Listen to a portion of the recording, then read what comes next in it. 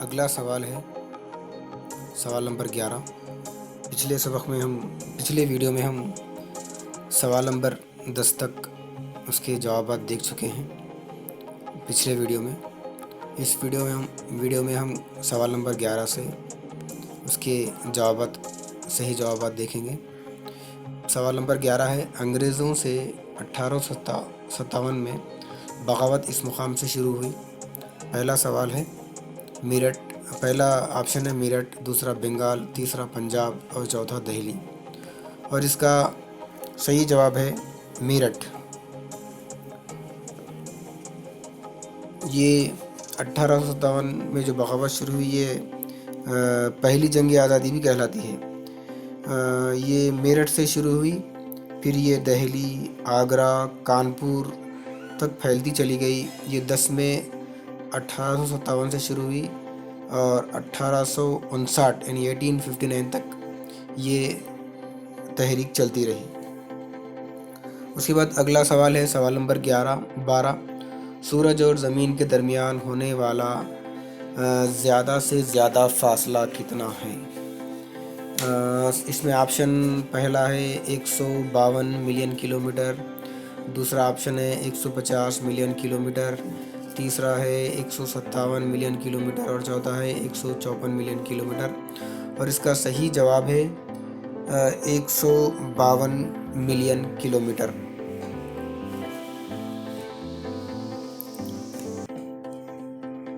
اور اگر ہم دیکھیں گے تو سب سے کم فاصلہ جو سورج اور زمین کے درمیان میں ہوتا ہے وہ 147 ملین کلومیٹر ہوتا ہے، اور یہ سورج اور زمین کے درمیان میں جو سب سے زیادہ فاصلہ 152 ملین کلومیٹر ہے، یہ سال میں 2 مرتبہ ہوتا ہے، اور یہ ایک مرتبہ میں 152 ملین کلومیٹر کا فاصلہ ہوتا ہے، اور دوسری مرتبہ میں 150 ملین کلومیٹر کا فاصلہ بھی ہوتا ہے، یعنی 6 مہینے میں ایک مرتبہ یہ ایسا ہوتا ہے۔ سوال نمبر 13 ہے، نازی پارٹی کا نشان۔ پہلا آپشن ہے لال شرٹ، دوسرا ہے سیاہ شرٹ، تیسرا ہے سواستک اور چوتھا ہے کشتی، اور اس کا صحیح جواب ہے سواستک۔ یہ 20ویں صدی کی جرمنی کی پارٹی ہے، نازی پارٹی، جو اس کی نشان ہے وہ سواستک۔ یہ قدیم مذہبی علامت بھی مانی جاتی ہے، قدیم مذاہب کی علامت ہے۔ اور اس کے بعد اگلا سوال ہے، امریکی مقام پرل ہاربر۔ سوال نمبر 14 ہے، ایک شہر میں رہنے والے شخص کو روزانہ کتنے کیلوریز لینا چاہیے؟ پہلا آپشن ہے 2400، دوسرا ہے 2100، تیسرا ہے 2200 اور چوتھا ہے 2000۔ ایک شہر میں رہنے والے کو کم از کم جو کیلوریز لینی ہے وہ 2200 ہیں، اور جو رورل ایریا میں رہتے ہیں ان کو کم از کم جو ہے 2400 کیلوریز لینی پڑتی ہے۔ اس کے بعد سوال نمبر 15 ہے، امریکی مقام پرل ہاربر پر حملہ کرنے والا ملک۔ پہلا آپشن ہے جرمنی، دوسرا ہے اٹلی، تیسرا ہے جاپان اور چوتھا آپشن ہے رشیا، اور اس کا صحیح جواب ہے جاپان۔ یہ 7 دسمبر 1941 میں جاپان نے امریکی مقام پرل ہاربر پر حملہ کیا تھا۔ اور سوال نمبر 16 ہے، 20ویں صدی کو ایج آف ایکسٹریم کہا جاتا ہے، کہنے والا۔ اس میں پہلا ہے ایرک ہابسن، دوسرا ہے لیوی، تیسرا ہے ہیروڈوٹس اور چوتھا ہے ہنری رینالڈس، اور اس کا صحیح جواب ہے ایرک ہابسن۔ سوال نمبر 17 ہے، دستور ساز اسمبلی کے صدر رہے۔ پہلا option doctor Ambedkar, doctor Rajendra Prasad, تیسرے جواہر لال نہرو، چوتھا مولانا آزاد، اور اس کا صحیح جواب ہے ڈاکٹر راجندر پرساد۔ اس میں ایک دستور ساز اسمبلی ہے اور ایک دستور ساز کمیٹی ہے۔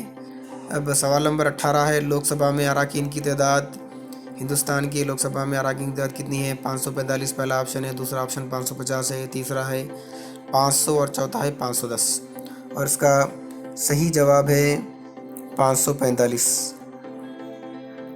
اس کے بعد اگلا سوال ہے سوال نمبر 19، تلنگانہ میں MLC کی تعداد، ممبر آف لیجسلیٹو کونسل کی تعداد، پہلا آپشن 50، دوسرا 45، تیسرا 40، چوتھا 35، اور اس کا صحیح جواب ہے آپشن 3 40۔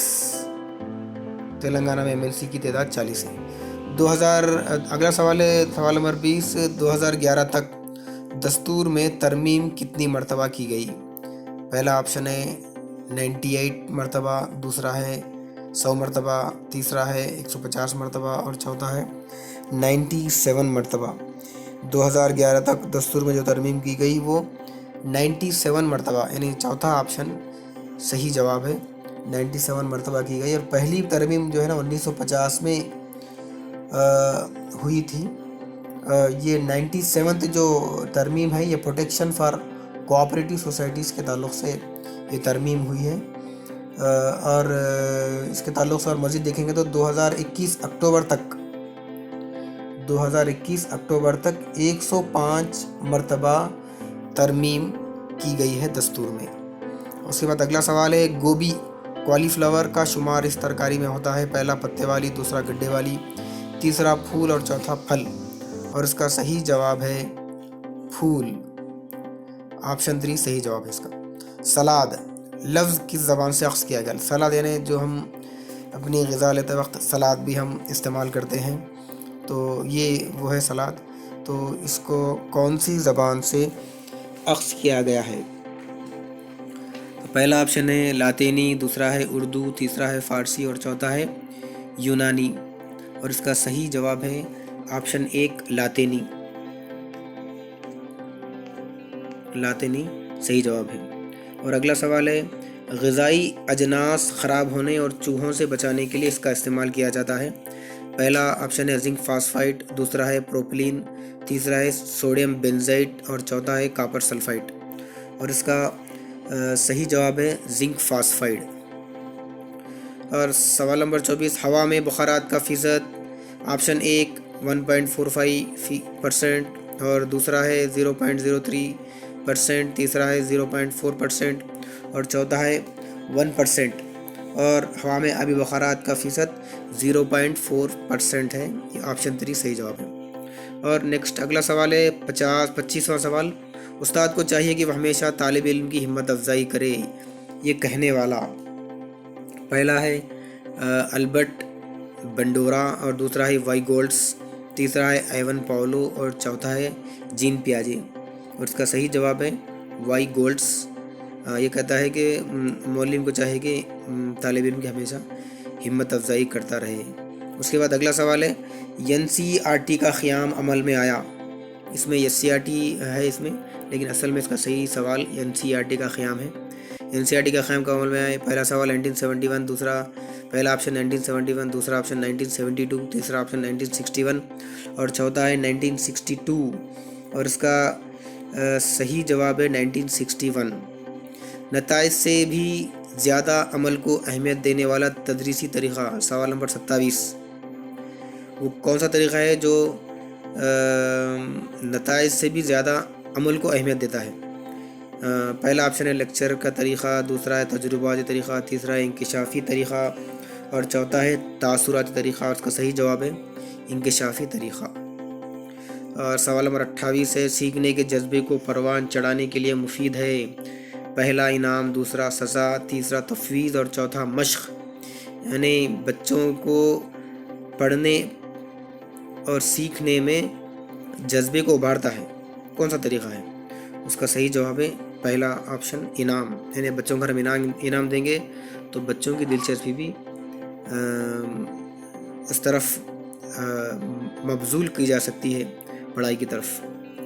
اس کا سوال نمبر 29 ہے بلوم نے معلومات کو کتنے حصوں میں تقسیم کیا؟ پہلا آپشن ہے 4، دوسرا آپشن ہے 3، تیسرا آپشن ہے 10، چوتھا آپشن ہے 15، اور اس کا صحیح جواب ہے 3 حصوں میں تقسیم کیا ہے۔